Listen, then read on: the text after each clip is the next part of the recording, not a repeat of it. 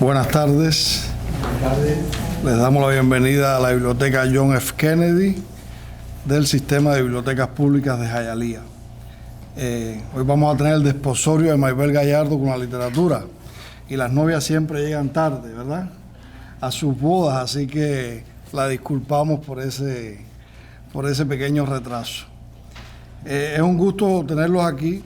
Siempre me gusta decir que la biblioteca es el lugar natural para un escritor, ¿verdad? Es el lugar natural para un lector primero. Es un reservorio, un repositorio de sabiduría. Cuando hay muchos libros reunidos siempre hay sabiduría.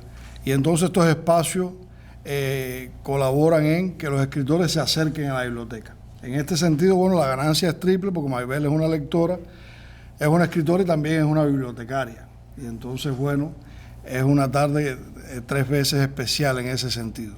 Vamos a presentar hoy, con las palabras de Maybel, vamos a introducir más bien, vamos a darle la buena nueva de la bienvenida al mundo de los libros a la novela Hijo de la Luna, que mereció en el año 1922 el premio Café Literario del espacio del mismo nombre, de novela corta, premio de novela corta, que auspicia el señor Manuel Castro, que nos acompaña aquí, bibliotecario de larga data. El espacio tiene 10 años, Manuel, ¿no? 10 años. 10 años tiene el espacio y, bueno, ha propiciado otros concursos literarios y el año pasado tuvo como eje principal un premio de novela corta y Hijo de la Luna mereció ese premio. Este es un libro, entonces, que nace premiado, que es algo bueno también, ¿no? Un libro que nace premiado no es igual que un libro que tiene un nacimiento diferente. Siempre es una luz que lo acompaña. Hijo de la Luna es un libro que ha publicado la editorial Ex Libri, una editorial española, de la que Maybel quizás puede comentarnos cómo ha sido su experiencia con la editorial dentro de un rato. Es una novela corta, como decía, y quien conoce a Maybel, a mí me gusta bromear con ella mucho. Es una persona que, digamos, cuando tú la tratas y conversas con ella, te das cuenta que los límites de la realidad y la ficción se confunden, ¿verdad? Se confunden. O sea, es una especie de personaje literario ella misma. Y la gente se ríe, así que parece que no estoy lejos de la verdad. Y este libro, creo yo, que es la saga de es la primera entrega de una saga, que cuando uno termina de leer se queda así, esperando, ¿no? Esperando más. Este libro es, digamos, el resultado de un largo proceso creativo. Un largo proceso creativo del que ella también podrá hablar con más propiedad y que quizás tiene que ver con ese gusto de ella o afición o profesión también, porque estudió. ¿Qué fue lo que estudiaste? Para no equivocarme. Computer Animation, Graphic Design. Ajá, entonces en ese diseño gráfico de personajes, yo intuyo que fue primero el personaje gráfico, ¿verdad? La representación de un personaje que a ella no le alcanzaba creativamente con ese personaje dibujado. Y de pronto sintió la necesidad, algo muy propio de un creador inquieto como es ella, de convertir esa historia, ese personaje que estaba creando como dibujo animado o como dibujo, en una novela. Y ese es el resultado de Hijo de la Luna. Hay otra cosa que a mí me inquieta en cuanto a Maybel. Maybel emigró de Cuba con 19 años, o sea, vino muy joven, pero ya con una edad que ya uno es una persona, ¿no? Y ya sabe, ya tiene definido, digamos, las lecturas fundamentales, las influencias culturales o algo así. Llegó a Estados Unidos, estudia una carrera como esa y, sin embargo, viaja a España también durante un tiempo, vive en España, incluso importó algunos productos españoles para acá, para Miami, y entonces comienza a escribir esta novela, que es una rara avis, digamos, en el panorama literario, porque es una novela de época. No es que no haya muchos escritores que hacen novelas de época, pero una persona joven como ella, su primera novela, que la dedique a una época determinada como el siglo de oro español, y que tenga esa obsesión por el lenguaje, que es lo que, si le soy franco, a mí más me impresionó cuando leí la novela. O sea, una obsesión por el lenguaje, por las palabras, por ubicar el contexto determinado a través del lenguaje y con mucha rigurosidad. O sea, hay rigurosidad histórica. Se ve que ella también buscó, investigó para escribir la novela. O sea, no es una mera ficción que ella trata de retratar, sino también hay esa curiosidad histórica y lo hace con rigor. Y entonces eso es raro. Entonces uno se proyecta frente a un fenómeno que los críticos de la literatura cubana dirían, bueno, Maybelle es una escritora cubana, o es una escritora española, o es una escritora de Miami. O sea, eso también son preguntas que yo me hago, ¿no? Para las que no tengo respuesta. Pero yo creo que es una escritora, que es lo primero y más importante, y tiene algo que expresar, ¿verdad? Y entonces ya sabemos que en el siglo XXI, en el siglo de las redes sociales, de la internet, la geografía, las fronteras, no tanto en la guerra, como estamos viendo lamentablemente en estos días, pero sí en el terreno de lo cultural, cada vez van siendo más difusas. Y Maybelle, la representación de Maybelle como escritora es un ejemplo de eso. O sea, una muchacha cubana que vive en Miami y que de pronto quiere hablar y quiere contar una historia a la usanza del siglo de oro español. Eso es muy inquietante para mí. Lo tercero que más me inquieta de esta novela, en el buen sentido lo digo, es el personaje protagonista. O sea, el personaje protagonista al que asistimos como un esbozo en esta primera parte, que me imagino que se definirá más en una segunda y en una tercera parte que Maybelle no debe demorarse en completar. El personaje protagonista es un héroe romántico. Es un héroe romántico, pero no esperen tampoco romanticismo ese a nivel del que nos están acostumbrando, ¿no? Más no la literatura romántica esa decimonónica quizás, o tal vez sí, como decía Becker, quien que es no es romántico. O sea, después en la literatura todos tenemos un poco de romanticismo, pero es un héroe romántico, veo yo más a la usanza del héroe de Byron, del escritor inglés Lord Byron, ¿verdad? Este héroe que vamos a ver aquí, que se esboza nada más, o sea, vamos a asistir al esbozo, a la infancia del héroe, tiene un alto nivel de inteligencia y percepción, igual que el héroe de Byron, como definía alguien, es sofisticado y educado, es misterioso, magnético y carismático, tiene emociones conflictivas, tendencias bipolares o cambios bruscos de humor, es misterioso, magnético, suele tener conflictos con la integridad y la ley, ¿verdad? Saben que muchas veces los héroes no son personajes, el héroe romántico no siempre es un personaje de una sola pieza. Es autocrítico e introspectivo, es degradado por las instituciones y las normas sociales que le causan desagrado. Es un exiliado, generalmente un exiliado de la patria o un exiliado de las relaciones o de sí mismo, y tiene un pasado conflictivo, entre otras características. O sea que vamos a asistir también en una novela a un personaje romántico, pero que yo veo estas condiciones. Decía Humberto Eco que no hay novela más apasionante o algo así, no recuerdo la frase exactamente, que se puede escribir con la historia de una palabra, ¿verdad? Y entonces eso lo logra Maybelle aquí. No la historia de una palabra, más bien la historia de una cultura. Ella pone en contexto una cultura y trata de acercarse a ella y explicarla. Y yo me hago todas estas preguntas, no puedo garantizar el éxito de la novela.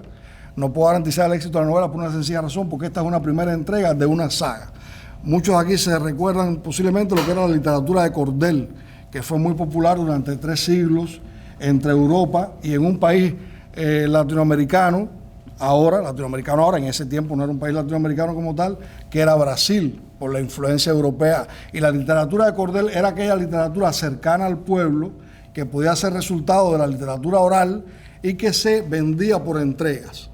No había telenovelas, no había ni siquiera radio con el derecho de nacer de Félix B. Cañé, esa primera novela en Latinoamérica, ¿no? Radial, ni había telenovelas. Entonces la gente esperaba, a mí me impresiona eso, la gente esperaba en la literatura de cordel. ¿Por qué se llamaba literatura de cordel? Porque eran impresos, bastante rústicos a veces, que se colgaban en una especie de estanquillo de la época, se colgaban y se ponían a la venta. Cuando yo nací en un pueblo de Camagüey, todavía había literatura de cordel. Me acuerdo de aquellos cancioneros y aquellas cosas que se colgaban para vender y eran muy baratos.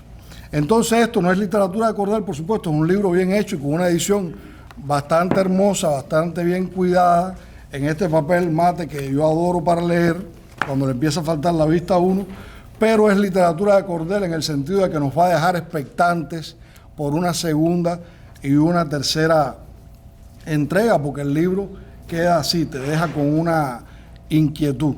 Empieza una historia que no termina. Así que apremiamos a Maybel y a la editorial Ex Libris a que nos entregue pronto al menos la segunda parte de esta saga. Nada, no los quiero abrumar más porque es justo que oigamos a Maybel, que es la autora y la invitada especial esta tarde. Nada más me resta recomendarles este libro, Hijo de la Luna, que les decía es fruto del trabajo de Maybel con la editorial española Ex Libris, que tiene también el valor añadido de unas hermosas ilustraciones hechas por la autora en ese doble papel de ella, de ilustradora y escritora de este libro. Es un hermoso libro con un precio también muy económico, que es algo que no acompaña generalmente a los libros, en este caso sí.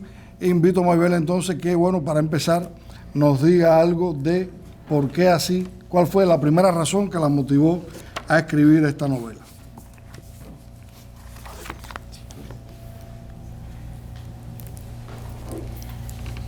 Pues la primera razón que tuve fue que siempre amé mucho a España, desde chiquita. Tuve la crianza esa tan cercana, la influencia tan cercana, sobre todo de mi papá, ¿no? Que viajaba mucho allá. Y se me ocurrió, de hecho fue como una telenovela brasileña, ¿cómo se llamaba? De mujeres, era Siete Mujeres, que muchos cubanos pues recordarán la telenovela Siete Mujeres. Había un actor, Tiago Lacerda, que era el que hacía el muchacho guapo y a mí me gustaba mucho ese personaje, o sea, y el actor sobre todo. Y yo dije, ay, ¿por qué no hacer? Yo ni había estudiado, ni pensaba haber estudiado todavía lo que estudié al final, ¿no? Pero yo quería hacer un personaje así, que fuera valiente, pero al mismo tiempo tímido, pero al mismo tiempo, o sea, una mezcla. Y se me ocurrió empezar a dibujar el boceto de lo que era el personaje. Y como dijo Osvaldo, pues no me quedé conforme con eso. Fue evolucionando el proceso hasta que dije, yo quiero crear una historia, yo quiero mezclar las letras con lo visual. ¿Por qué no puedo hacer eso? Entonces aquí en Miami empecé a darle forma a lo que es hoy el libro. Llevo 13 años en este proyecto y es lo que es hoy gracias a tanto estudio. También llegó un momento en que tampoco me sentí conforme con eso y dije, yo me quiero ir a España a vivirlo, porque si yo quiero llevarle al lector algo que yo quiero que crean, yo tengo que creérmelo yo. Entonces me fui a España 8 años a vivir esa experiencia y a poderlo plasmar en el libro. Y así fue como nació Hijo de la Luna, en realidad. Maybel, no sé, tú hiciste un video hace poco diciendo 5 razones para leer la novela. ¿Por qué recomendarías tú la lectura de una novela como esta? Bueno, yo creo que más de todo lo que tú has dicho, yo creo que ya no se puede definir mejor. Yo creo que mejor, como lo ha definido él, no hay palabras, ¿no? Sí, lo mismo que dijo Osvaldo, es una lectura que es diferente. Yo no escribo comercial, yo escribo para que lean, que es la diferencia de hoy en día. La gente escribe para vender, para ganar dinero, y en realidad cuando coges el libro no es literatura, es comercio, es venta, es dinero. Entonces mi objetivo es precisamente lo contrario. No quiero vender, quiero que las personas empiecen a leer. Y más en estos momentos, como él mencionó, tan duros de guerras, de conflictos, donde todo es lo mismo, uno coge un libro y es lo mismo, con lo mismo. Entonces quería hacer algo diferente, algo que nos transportara al pasado y a un pasado de oro, no un pasado ni de platino, ni de un pasado de oro, un pasado donde empezó todo, donde empezó la lengua española, donde hubo un renacimiento de las artes, de las ciencias, de todo. Hubieran muchas cosas también desagradables, como en todos los tiempos, en todas las épocas, pero fue un siglo de oro que me gustó explotar y creo que eso vale la pena volverlo a redescubrir en esta época. A mí me parece bien que nos dieras algunas pistas de ese pasado. O sea, ahora que estamos asistiendo a un conflicto que tiene algunas raíces étnicas, por ejemplo. Hay aquí un conflicto de xenofobia también en la novela, hay un conflicto que tiene raíces étnicas. Retrátanos qué época y a qué, digamos, etnia o de quiénes tú estás hablando ahí. Sí, el conflicto principal de la trama del libro es cuando entraron los primeros gitanos al territorio español, al territorio ibérico. Recientemente, cuando nace este niño, ya habían sido expulsados los moros, o sea, los musulmanes y los judíos del territorio español. No todos, pero la gran mayoría. Entonces, los que se quedaron fueron obligados a convertirse primeramente al catolicismo, tuvieron que renunciar a su fe, y los otros fueron los gitanos, que también a veces abrazaban la fe judía también, o tenían sus propias creencias, y fueron víctimas de abusos, víctimas de xenofobia, de racismo. Los discriminaban, no los dejaban avanzar como personas, decían que eran herejes, que eran brujos, que eran... Entonces todo eso también formó al personaje, que es el descendiente, el único que queda de esa ¿cómo decir?, de ese lastre, por así decirlo, tan terrible de su familia, todo lo que su familia sufrió de rechazo. Y él, para colmos, nace con una condición que ya lo podrán descubrir en el libro. Es, por supuesto, ficcional, pero es una condición que lo hace aún más despreciable todavía ante los ojos, sobre todo de las personas religiosas, sobre todo los católicos en esa época, que estaba la Inquisición también bien vigente, bien potente, con mucho poder. Y entonces él tiene que pasar por una serie de circunstancias junto con las personas que le protegen, bien difíciles, porque ya se le juntó todo. O sea, se le juntó sus raíces, que ya de por sí venían ya siendo despreciadas, más su condición. Entonces, esa época en lo que le tocó vivir. Yo te invitaría a que leyeras un fragmento de la novela, o sea, si quizás 2 o 3 páginas del capítulo 12, si te parece, que es uno de los capítulos que citas aquí en el brochure.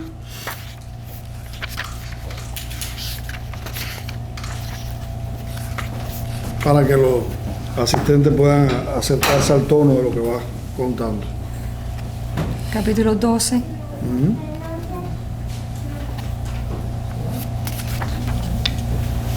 No completo, sino... Sí, unas paginitas. Okay.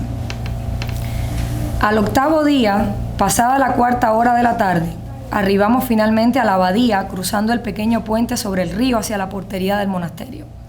Nos había alcanzado una tormenta que nos perseguía desde el este, dejando caer sobre nosotros un chaparrón helado de comienzos de invierno. De súbito, al ser testigo de aquellos muros que se alzaban ante mi vista, volví a sentir la sensación de desasosiego e incertidumbre de los días anteriores, en lugar de la habitual tranquilidad y consuelo que en su tiempo me contagiaban. Dudé por breves instantes, sin atreverme a bajar del carruaje, hasta armarme de valor suficiente para poner un pie en tierra bajo la lluvia. Esperaba que mi mensaje hubiera llegado a tiempo y Joaquín aguardara por nosotros. Felipe llamó al portón de entrada y el caballerizo, luego de reconocerme, nos permitió la entrada al patio. Sin duda nos esperaban, pues fui recibido por el prior con su acostumbrada hospitalidad, quien no dudó en mostrar su satisfacción al volver a verme, invitándome a compartir una oración de bienvenida y besándome en ambas mejillas como gesto de paz. El hermano Joaquín se encuentra aún retirado en oración, pero sabe de vuestra llegada, su ilustrísima. No cabía en sí de gozo con vuestra carta y vuestra pronta visita, expresó mientras me conducía por los amplios e inmemoriales corredores que bordeaban el jardín, antes de añadir: hemos recibido la buena nueva de que finalmente habéis tenido un primogénito varón, al que deseáis poner a su cuidado y al amparo de la abadía. ¡Bendito Dios! No pude evitar esbozar una sonrisa algo amarga, fingiendo complacencia. Cierto es, mi hijo es todo lo más preciado que poseo, y es mi deseo dejar su educación en vuestras manos hasta que esté listo para ocupar el lugar que le corresponde. Espero contar con vuestra ayuda. Nos faltaba más, su ilustrísima. No hay mejor lugar para el crecimiento de una criatura que aquel que ofrece alimento para el cuerpo y el alma. ¿Habéis traído al niño?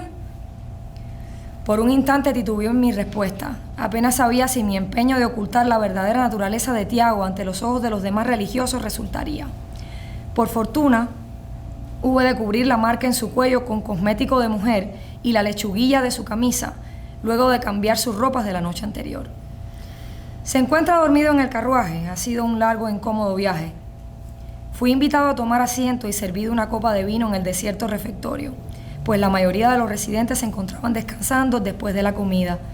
Era tal la quietud que meramente podía escucharse el eco de nuestros pasos retumbando en las sólidas paredes de piedra y el sonido de los truenos en el exterior. No debisteis haber dejado al pequeño ni a vuestro criado desamparados bajo esa tormenta. Hemos preparado habitaciones para recibiros por el tiempo que dure vuestra estancia. Os estoy muy agradecido por la acogida, padre.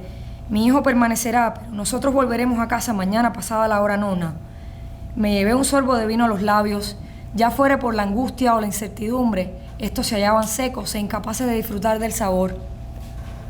No me apetecía continuar aquella conversación, provocándome un sentimiento cada vez más intenso de culpabilidad por verme forzado a ocultar mis verdaderas intenciones ante un representante del clero, deseando fervientemente que Joaquín apareciera para interrumpirnos y así concluir mi martirio. No sin inquietud, esperaba poder verle antes del anochecer.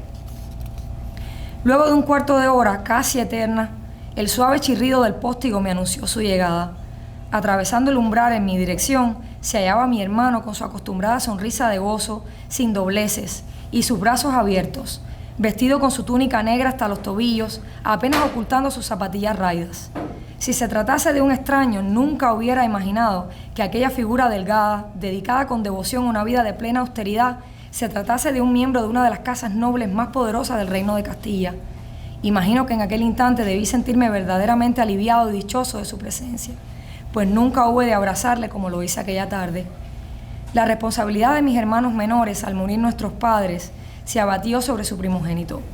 Por lo tanto, mi posición ante ellos frecuentemente se trataba de una disciplina casi inflexible. No obstante, Joaquín cada día me regalaba un gesto dulce ante mi trato severo, su obediencia y su apoyo pese a su insignificancia. Y allí, en aquel recinto, ante los ojos de Dios, era yo el insignificante ante su virtud. Sin palabras de más, el prior nos dejó a solas. ¿Dónde está mi pequeño sobrino? ¿Indicasteis que vendría con vos? Apenas podía ocultar su entusiasmo, mas ante mi silencio continuó. Hace mucho tiempo que no me visitáis. En una de vuestras cartas supe que os habíais desposado con una buena mujer y que esperabais finalmente un heredero. Agradecí a Dios misericordioso por escuchar mis plegarias y cuidar de vos. Aguardé otras noticias de la comarca y éstas dejaron de llegar. Por aquellos días, un peregrino me informó que os encontrabais bien de salud, que se comentaba en la ciudad que la muerte os había arrebatado a vuestra esposa, pero que poco después habíais organizado un convite en honor a vuestro primogénito. Por largo tiempo oré al Padre por el alma de vuestra mujer, hermano mío, y siento que ella se encuentra descansando bajo el manto de su gloria. No he venido a vos para hablar de Catalina, Joaquín, le interrumpí, cabizbajo y dispuesto a dejar a un lado la vacilación. El ocaso se aproximaba. Su rostro, anteriormente animado, me contempló conmovido. Me conocía demasiado bien como para no desvelar la turbación oculta en mi mirada, en mi voz. Por un breve intervalo permanecimos observándonos en silencio. Necesito vuestra ayuda. Nadie más que vuestra merced puede salvar a mi hijo. La tormenta no parecía amainar. Enfurecida, arremetía contra el tejado y los ventanales. El día parecía volverse noche y yo apenas sabía cómo continuar dejando caer el peso de mi cruz sobre los hombros de mi hermano. En vuestra carta no me revelasteis toda la verdad, ¿no es así? El verdadero motivo por el que habéis traído al pequeño. ¿Hay algo más? Dejé escapar un suspiro para serenarme. Aunque deseaba volcar todas mis interrogantes sobre él, el mutismo se apoderó de mi voluntad. El gesto de Joaquín se endureció por un momento ante mi actitud en extremo reservada, notando mi recelo. Me observaba muy atento y con ello supuse una leve sospecha reflejada en su rostro. Sin embargo, no le permití hablar, atropellándole con mi impulsividad prejuiciada. Sé que habéis dedicado vuestra vida a preparar vuestro corazón y vuestra alma para ayudar a combatir el mal que proviene de las fuerzas demoníacas y la herejía. Lo comprenderé si rechazáis. ¡Francis! Su voz serena y paciente, pero firme como nunca antes, me resultó como una fuerza invisible y poderosa que me hizo callar de golpe. Yo creo que mejor lo dejan por ahí. ¿Me permitís ver al niño? ¿Dónde está? Dormido. Mi siervo cuida de él. Perded cuidado. La ansiedad me delataba, enjugándome un sudor frío que se deslizaba por mi piel. Que pierda cuidado decís, Por el contrario, hermano mío, intuyo que hay demasiados motivos para no perderlo. Por favor, llevadme donde él. Perfecto.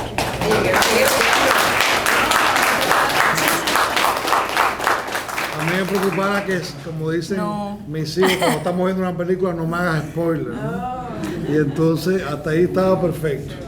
Y sin esa intención de que nos adelantes el futuro, pero yo creo que recuerdo que leí un fragmento de la segunda parte, donde hay un diálogo de física cuántica o algo así, y entonces me gustaría que nos digas qué podemos esperar, sin adelantar la trama, ¿no?, de una segunda y una tercera parte de esta novela.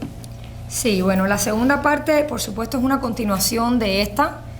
Él empieza a crecer, es su crecimiento como tal, hasta la adolescencia, todo lo que él empieza a descubrir sobre sí mismo. Su tío es quien lo cría, en este caso es quien se encarga de su educación. Pasan muchísimas situaciones de conflictos, la trama se complica muchísimo más. De hecho, yo diría que esto es una introducción muy breve de realmente lo que va a suceder después, que va a ser muchísimo más intenso. Es como de pronto uno viene que la bomba, sabe que la bomba está cayendo, pero no, dice, bueno, pero todavía no ha caído, hasta que de pronto sin pensarlo hace así y te sorprende. Eso es lo que pasa en el segundo. O sea, todo explota en un momento en que la trama ya se entrelaza en momentos de mucha tensión y de mucho clímax. Llega a su clímax. Y el tercer tomo es un retroceso 70 años en el pasado. O sea, ya no tiene nada que ver con Tiago. La historia de Tiago terminó en el segundo. O sea, este personaje y sus andanzas, entre comillas, terminan en el segundo tomo. Hay una conclusión. El tercero retrocede 70 años en el pasado. Y bueno, y si hay un cuarto, ya sería él el que esté narrando su propia historia 300 años después. Qué bien.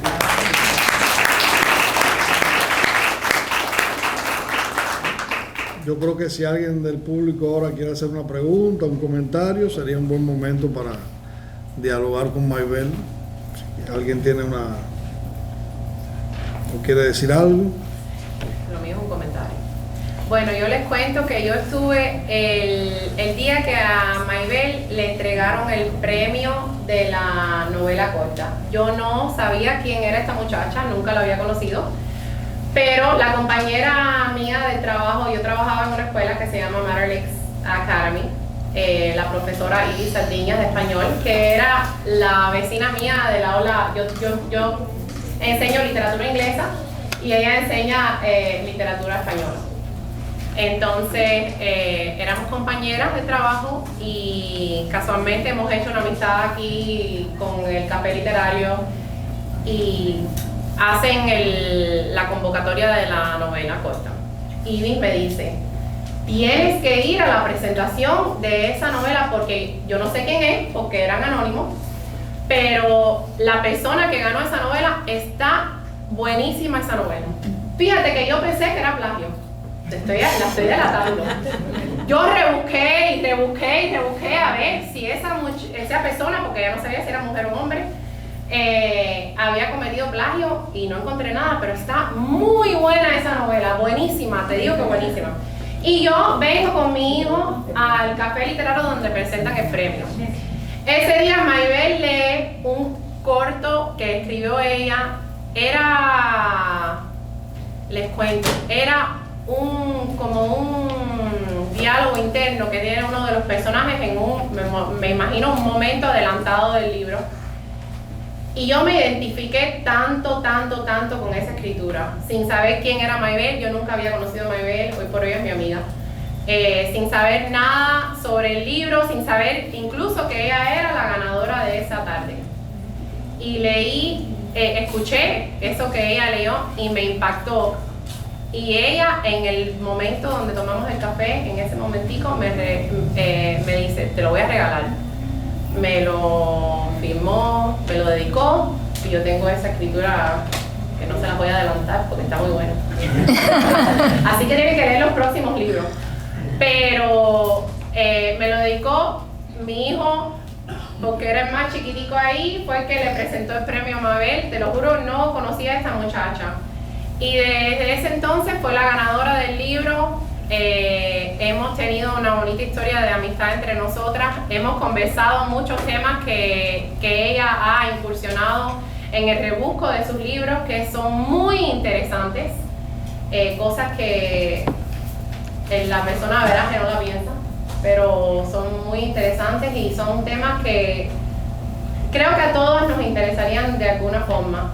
Y me siento muy privilegiada de haber sido parte de ese día en ese café literario, de haberla conocido e incluso de haber podido ver cómo ha nacido su hijito, que el hijo de la luna tiene mucho potencial y mucha belleza que viene a partir de ahora, porque cuando les digo que ese pedacito que ella leyó ese día en el café literario a mí me cautivó, y sé que vienen muchas cosas grandes para Maybelle. Gracias. Un comentario.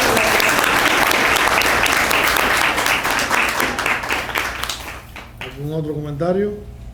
Manuel. Maybelle, nunca te había preguntado esto, creo que es el momento de preguntarte. ¿Por qué esa atracción tan grande de la luna? ¿Por qué el hijo es de la luna? Nunca te lo había preguntado. Pues ahora te lo voy a contestar. Que creo que los participantes hoy, los presentes, nos acompañan. Sería bueno que escucharan por qué la luna. Yo, por supuesto, no todos tenemos un concepto de ese elemento en el espacio, Solo de puedo... esa figura circular que nos acompaña. A veces se esconde, pero a veces aparece. A veces se reduce, después crece, después se pone bella, después la descubrimos. Estoy seguro que muchos de los presentes hoy la han descubierto. Ha ocurrido. De ahí, por ejemplo, manejando por un camino y de pronto, ¿pero qué tú haces ahí? Y mira aquellos blandos por allí. Perdónenme, pero estoy siendo muy sincero. ¿Y qué tú haces escondida allí? Sale así aquella bola blanca, hermosa. ¿Por qué la luna? ¿Por qué esa atracción tan grande? Voy a responderte breve, porque si respondo un poco más hago spoiler y no me lo tienen permitido. No, de forma breve. ¿Por qué luna? Primeramente, el título sobre todo y la historia también fue muy inspirada en la canción de Mecano, Hijo de la Luna. Yo creo que algunos están familiarizados con esa canción, que a mí me encanta. O sea, me encantó la letra, me puse a estudiar sobre qué pasaba ahí y yo dije, esto tiene un potencial para una historia increíble. Claro, mi novela no tiene nada que ver exactamente, literalmente con la canción, pero la luna viene también de ahí y viene de otras cosas, en donde el personaje principal, o sea, Tiago, está muy influenciado por la luna, por cosas que descubrirán en la novela, por su propia raza, porque él es una raza que no voy a explicar aquí, lo van a descubrir, pero es una raza que está muy influenciada por la luna, y por eso es que es esa abstracción, como tú le llamas, del hijo de la luna, porque él es hijo literalmente de la luna, lo es. Bien, bien. Gracias, Manuelillo. Conforme con la respuesta, pero siento también, como todos seguro, los presentes, muchos de los presentes, ¿no? La luna como un elemento del tiempo. La luna como un elemento del tiempo. ¿Cómo es crónico ahí el cuarto creciente, el cuarto menguante, la luna nueva y la luna llena, siempre en una etapa en el tiempo, no falla, ni se adelanta ni se atrasa, siempre ahí. Y lo vinculo, ya como lector de tu novela, lo vinculo mucho a la trama de tu trabajo, de que de por sí es meritorio. Tuve la oportunidad de leerla y realmente fascina el desarrollo de uno de los géneros que para mí siempre han sido los más difíciles en el campo de la literatura, que se llama novela. Un género muy fuerte que hay que saber llevarlo. No se puede dejar dominar uno por él. Uno tiene el escritor, en este caso Maybelle, vi que dominó el género en su trabajo. Gracias por tu respuesta. Gracias a ti.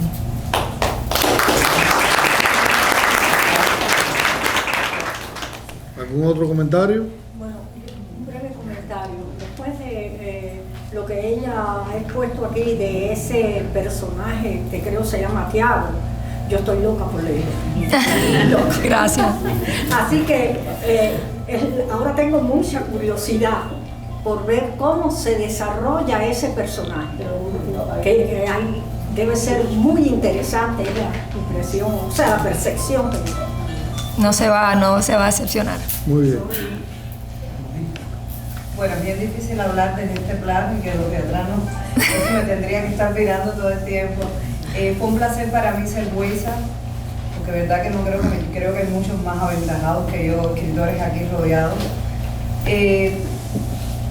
Pero de verdad, fue la primera de los 3 volúmenes que tuve que leer. Había muy buenos escritores detrás que no los conozco tampoco, ni siquiera todavía los conozco porque no decía el nombre, todo era anónimo. Y fue la primera que tomé en mis manos y dije, déjame empezar esta que está un poco más larga que las demás. Me atrapó de tal manera que no me dejó dormir. Y entonces yo siento que cuando algo te atrapa y te da el insomnio ese que es inspirativo, que tú sigues leyendo y no puedes parar de dormir y dices, bueno, con el cansancio que hay en este país, que uno viene de trabajar con niños y que tú no puedas dormir porque algo te atrape la conciencia y hasta que tú no descubras el próximo. Entonces yo me sentía deseosa de ir a leer el próximo día, decía, buscando el momento para leer y busca el otro momentito para leer. Yo se las aconsejo de verdad.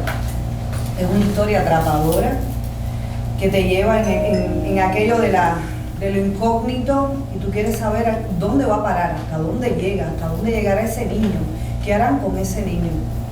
Como me dijiste ahorita, no quiero hablar del principio, pienso que el principio ese fue arrebatador para llegar e interpretarlo de diferentes formas, pero como me dijiste, lo acabas de decir, no quiero hablar más para no descubrir y no abrir, pero se los dejo a su conciencia, porque es una novela y yo les digo, la novela lleva tiempo porque es más larga que un cuento. Les va a encantar.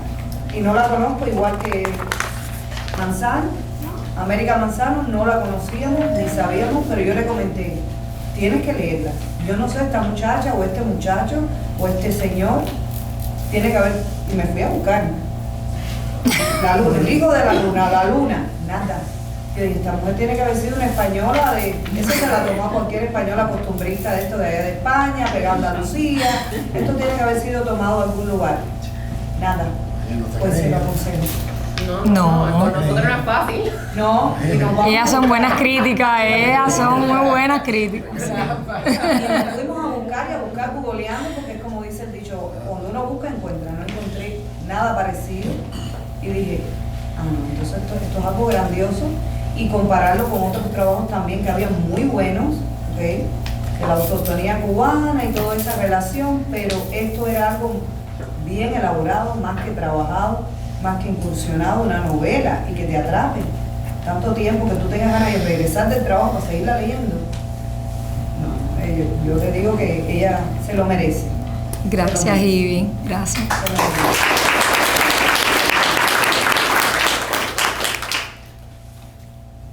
Yo quiero leer el primer párrafo de la novela para alcanzar eso que dice ella, ¿no? Porque yo leí el primer párrafo y dije, no, es difícil encontrar un primer párrafo y que algo te... Y a mí la obsesión por el lenguaje, trabajé muchos años como editor de libros, me da mucho placer esta tarde porque siempre presentar un autor, por primera vez un joven autor, alguien que ha publicado algo, y es algo que he podido hacer en varias ocasiones, hacerlo en esta biblioteca donde trabajamos Maybel y yo, ha sido muy grato para mí, ¿no? Y dice el primer párrafo: se dice que por amor los amantes obran muchas veces de manera maravillosa, que dan todo sin esperar nada. Esa clase de romance ha dado siempre de qué hablar, alimentando la imaginación de muchos anhelantes. Sin embargo, nunca se habla del amor más puro, del idilio más desinteresado y hermoso de cuantos existen. Alguien dijo una vez que no es la carne ni la sangre, sino el corazón lo que nos convierte en padres.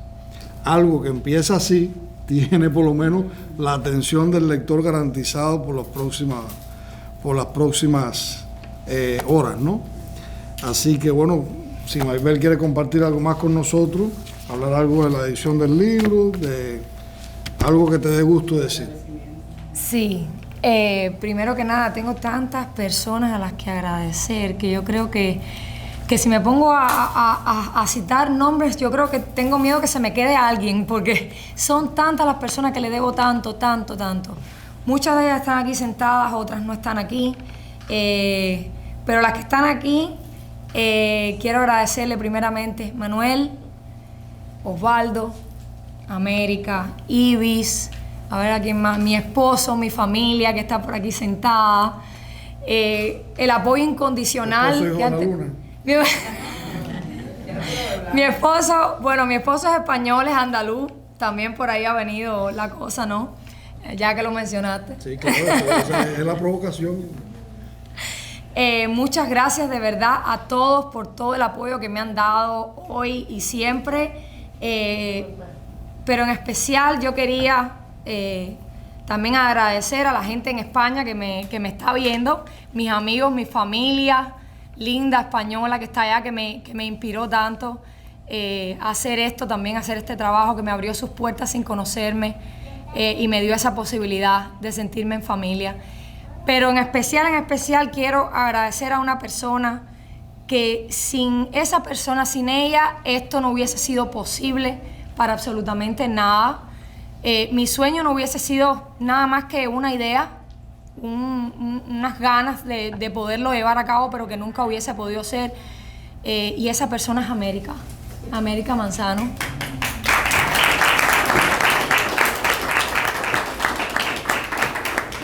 Ella es la madrina de este libro, de este proyecto.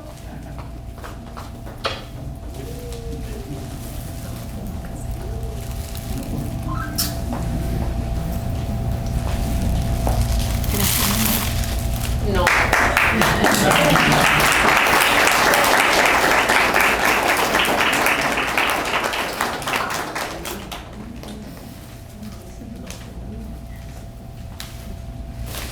Ella, ese día mismo del concurso, ella se me acercó, hablamos mucho y me dijo, pero ¿cuál ha sido tu premio por haber, o sea, cuál ha sido qué te han dado por haber ganado este premio tan maravilloso con esta novela?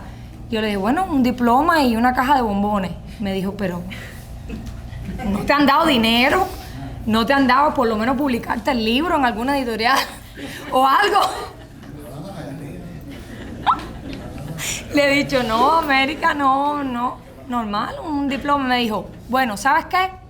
Yo te lo voy a pagar. Yo te voy a pagar la publicación, pero así. Ella no me conocía de nada. A mí en ese momento, a mí la tierra se me abrió porque yo dije, Dios mío, o sea, yo no le puedo aceptar eso a ella, eso es mucho dinero, yo no puedo, ni siquiera ella a mí me conoce, ni yo a ella, ella tiene sus gastos, sus cosas, su niño, su familia, no, América, no voy a aceptar un no, yo te voy a ayudar, yo te voy a publicar esa novela tiene que salir publicada, y gracias a ella, y a ese corazón que tiene, y a esa iniciativa, y a esa fortaleza, y a ese todo, porque no sé cuántas virtudes, que es mi amiga grande, que la adoro, es que esta novela está aquí ahora para ustedes.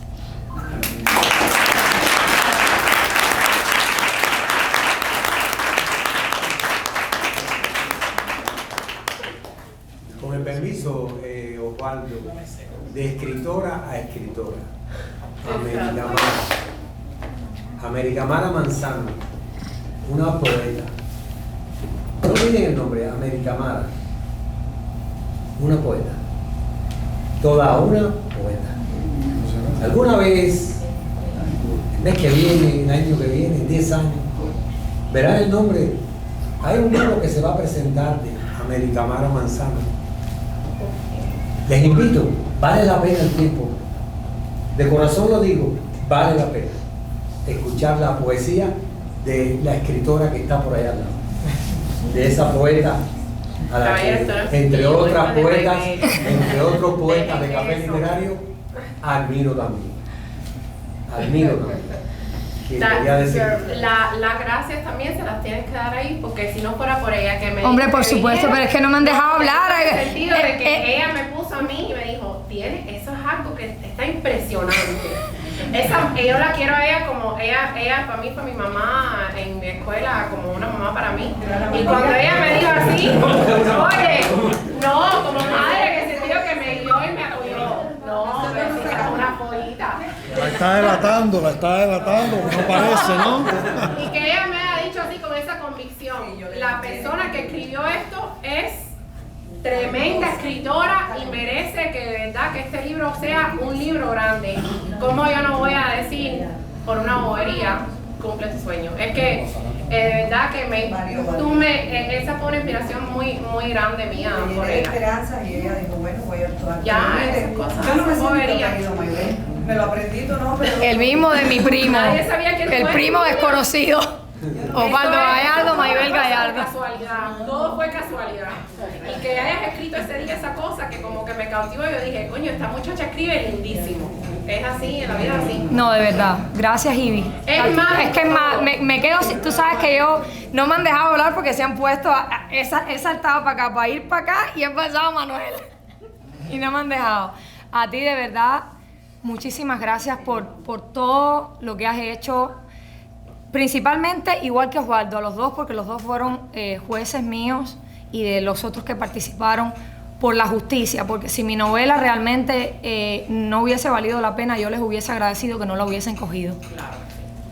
Yo, eso es algo que realmente yo tengo muy presente, me gusta que me juzguen con justicia. Si lo mío no sirve, me lo dicen y punto, y no sale. Entonces les agradezco la justicia con la que eligieron al ganador, de verdad.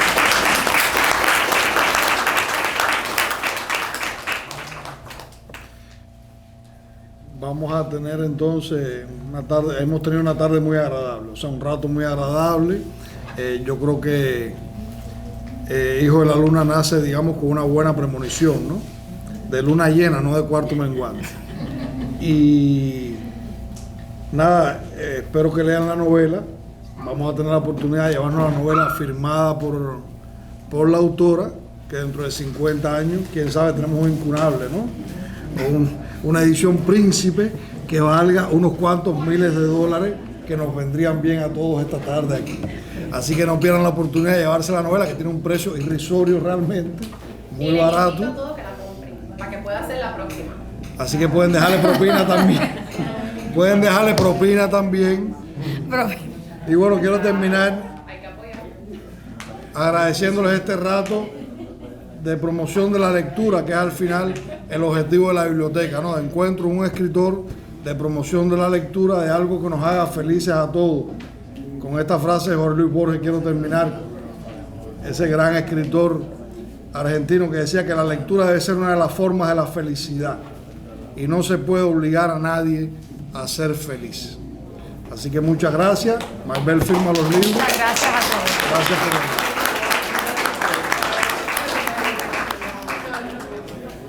Felicidades. Ese es mío. Ese es el tuyo.